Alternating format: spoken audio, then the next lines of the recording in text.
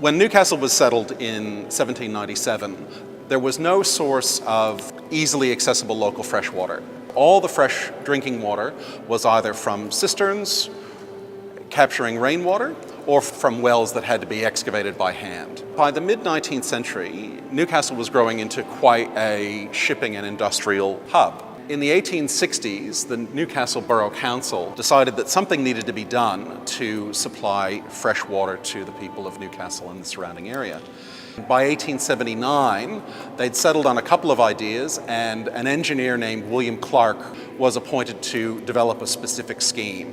This reservoir is a key part of the scheme that he developed. So we're standing in Newcastle Reservoir number 1, which is the core of the historic Newcastle water supply system. The scheme that was selected was called the Walker Water Supply Scheme, and it involved pumping water from Dixon Falls on the Hunter River near Maitland to the Walker Water Supply Works, which are just on the edge of Maitland Township, from Maitland to a reservoir, an intermediate reservoir at Butthigh, and then the water would gravitate down the hill, down into Newcastle Reservoir number 1, and then be reticulated to the people of the city. The reservoir itself is a brick-arched construction.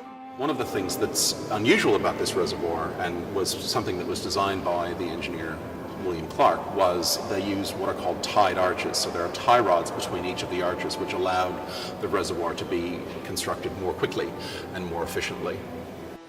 One of the things to think about with this reservoir is how much the usage of water has changed for people of Newcastle and people in modern Australia generally. When this system was designed in the 1880s, it was designed to supply the people of Newcastle 75 litres of water each every day. Modern Australian households tend to use between 300 and 400 litres of water per person every day, and at the same time the City of Newcastle has increased in size more than 10 times what it was 100 years ago. So the demand on water is actually enormous.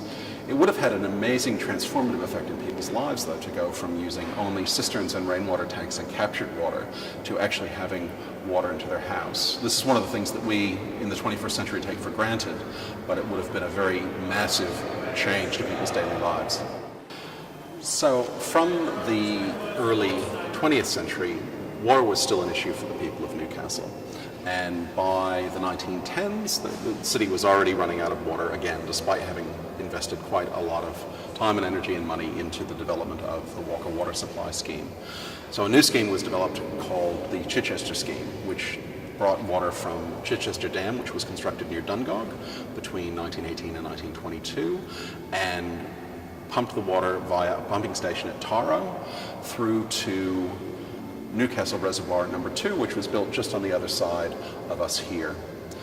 That scheme more than quadrupled the size of the capacity of the system to supply water to the city, and both reservoirs remained in operation through the 1990s.